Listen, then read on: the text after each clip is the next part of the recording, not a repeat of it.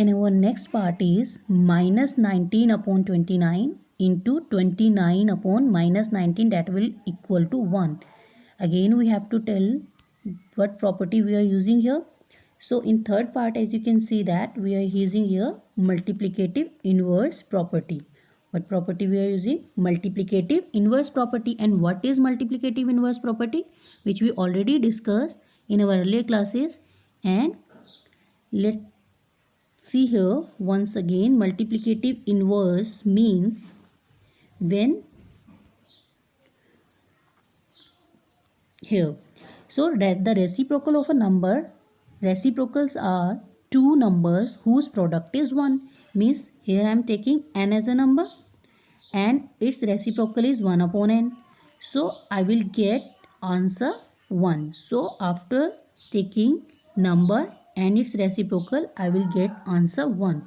So in our next part, we can see here, we are taking here number minus 19 upon 29 and its reciprocal will be 29 upon minus 19. So I will get answer 1. After solving 19 ones are 19, 19 ones are 19 and 29 in cancel by 29. So we will get, you can see here, after solving this I will get answer 1. So here I am using multiplicative inverse property. Next question is multiply, question number 6. Here we are discussing question number 6. So our next question is question number 6, that is multiply 6 upon 13 by the reciprocal of minus 7 upon 16.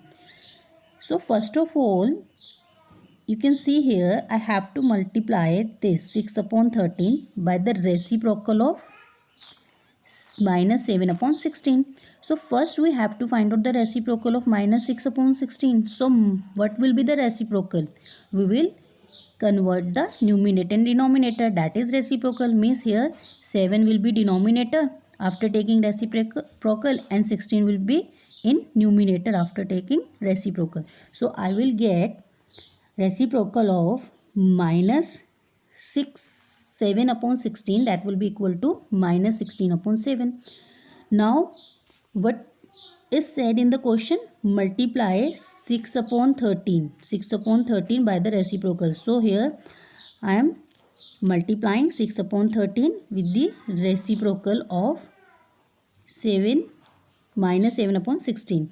So I will get answer minus 96 upon 91. 16 into 6 minus 16 into 6 will be minus 96 upon, and 13 into 7 will be 91.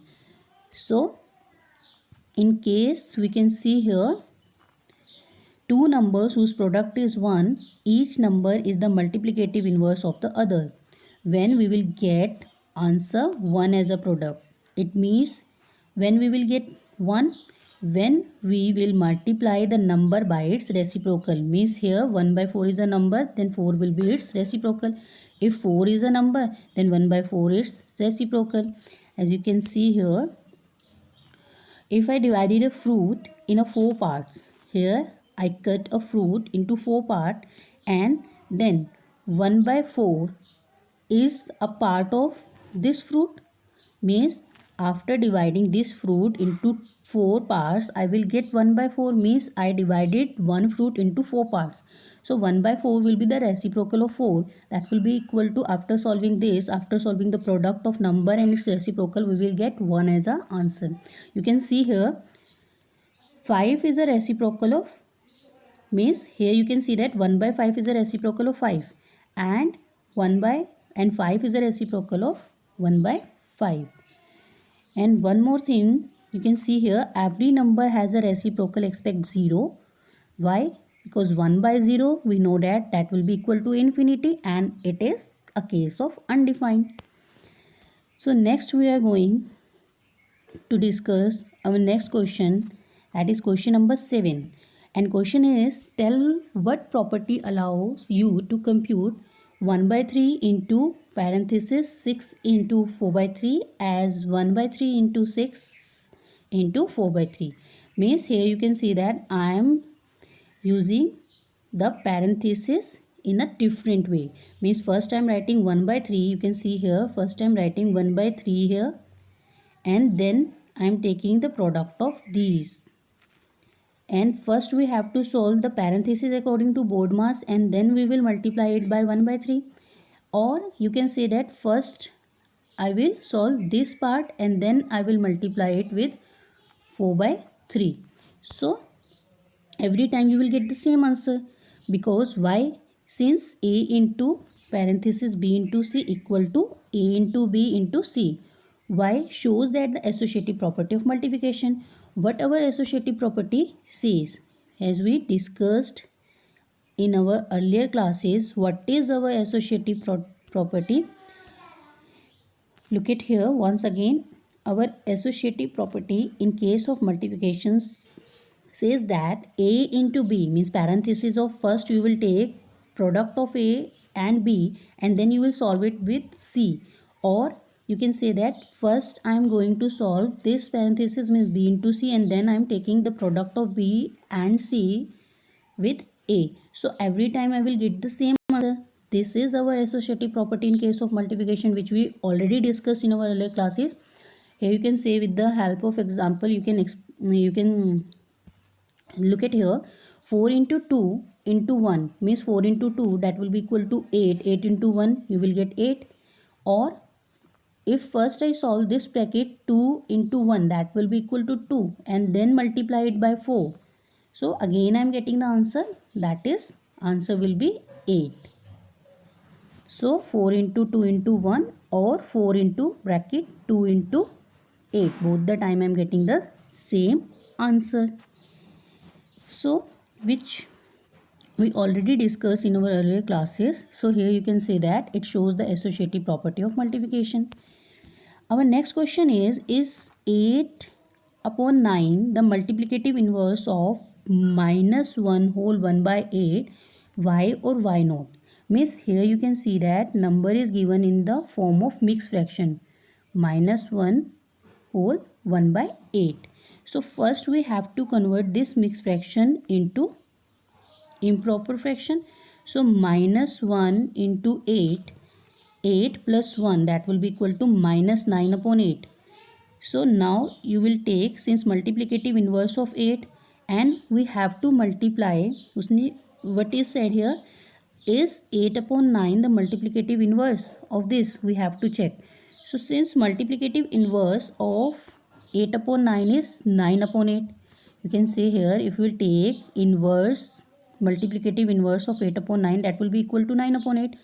No negative sign is given in the question, 8 upon 9. But here you can see here we are using negative sign.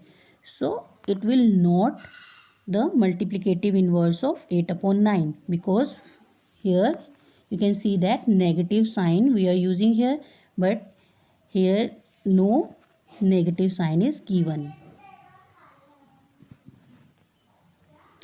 Our next question is question number 9. If 0.3 the multiplicative inverse of 3 whole 1 by 3, y or y naught? So first we will again convert 3 whole 1 by 3 into improper fraction. 3 into 3, 9. 9 plus 1, that will be equal to 10 upon 3. And 0.3 we can write it in the form of fraction, that will be equal to 3 upon 10. 3 upon 10. 0.3 we can write in the form of fraction, that will be equal to 3 upon 10.